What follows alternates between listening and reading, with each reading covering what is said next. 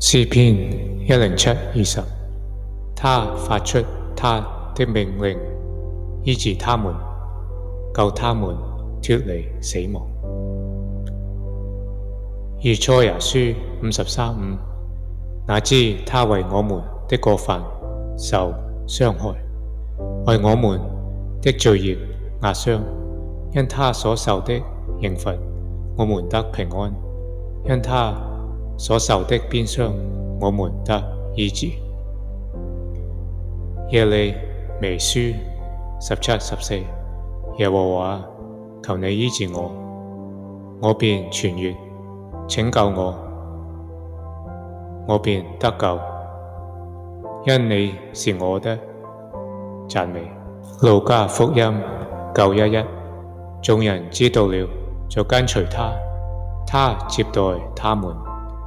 對他們講說神國的道，又醫治那需要醫治的人。